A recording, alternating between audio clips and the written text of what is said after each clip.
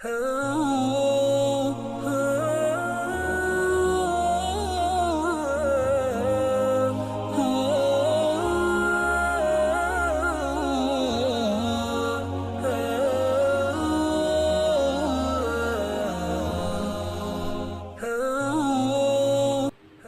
من علیہا فان ویبقى وجہ ربک ذو الجلال والاکرام۔ موت ایسی اٹل اور لازمی چیز ہے جس سے ہر جان کا واسطہ پڑے گا۔ موت کا جام ہر ایک نے پینا ہے۔ اس دھرتی پر جتنی بھی چیزیں آباد ہیں وہ محل فنا ہے، ختم ہونے والی ہیں۔ صرف ایک ذات ہے اللہ رب العزت کی جو باقی رہے گی۔ وہ ذات موت سے مستثنا ہے۔ اس کے علاوہ ہر شے نے دنیا سے جانا ہے۔ الموت قدح کل نفس شاربوہا۔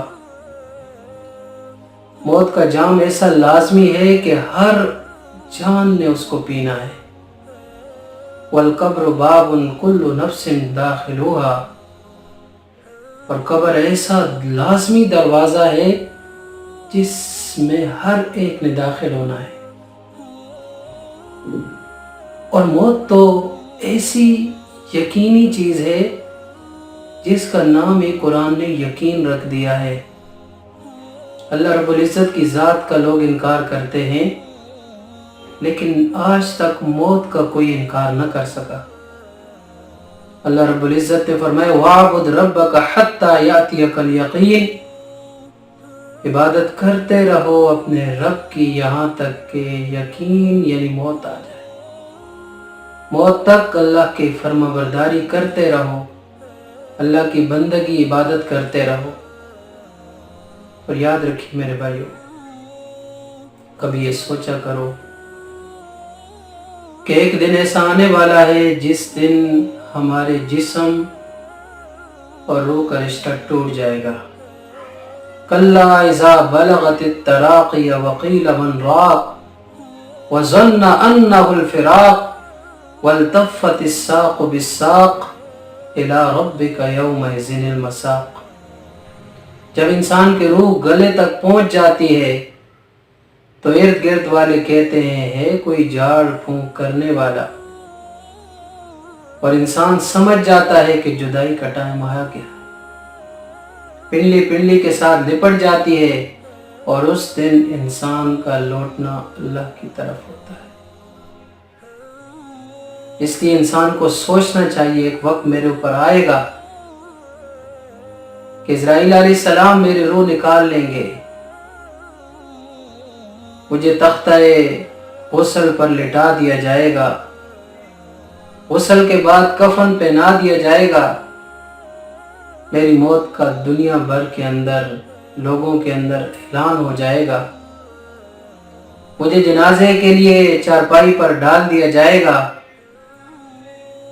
میرا جنازہ ہوگا، اور میں جس گھر کو بہت ہی اچھا بہت ہی پیارا مجھے لگتا تھا اس گھر سے میری جدائی ہو جائے گی۔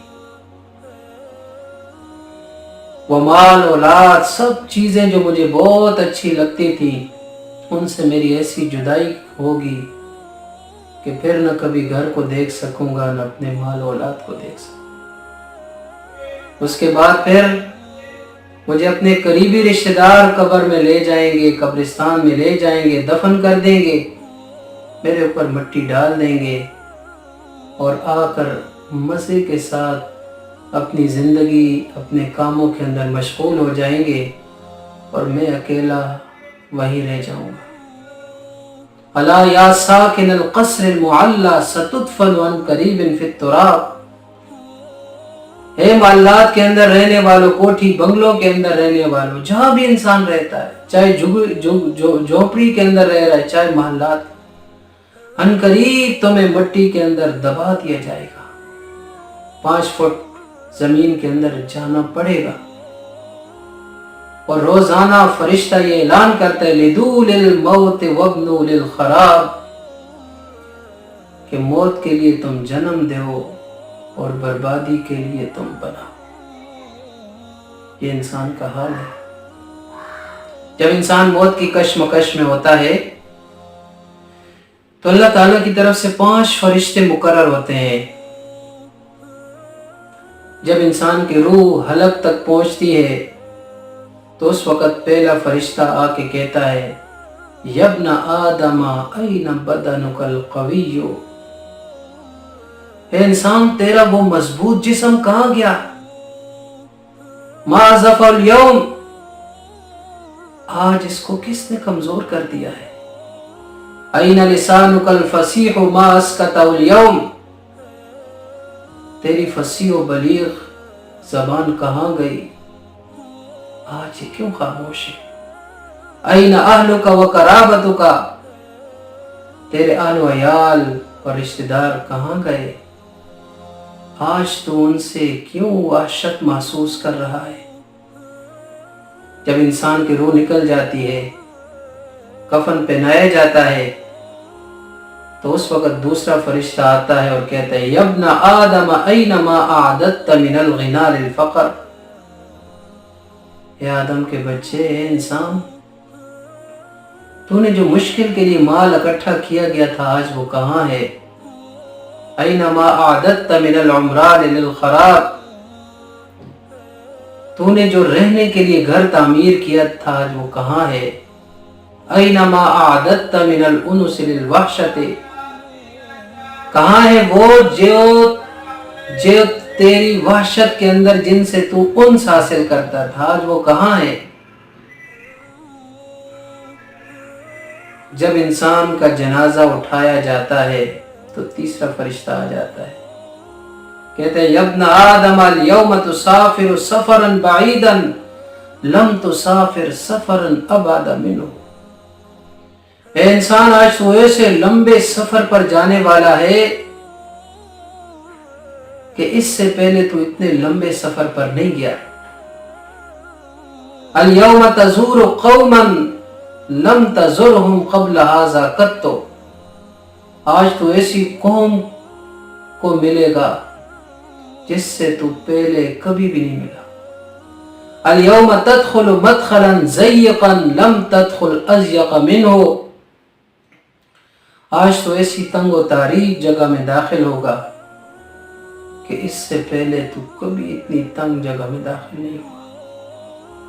جب انسان کو قبر میں رکھ دیا جاتا ہے، چوتھا فرشتہ آتا ہے یا ابن آدم بالامس کنت علی ظہرہا، اے انسان کل تو اس کی پشت پر چل رہا تھا، آج اس کے اندر آ گیا ہے۔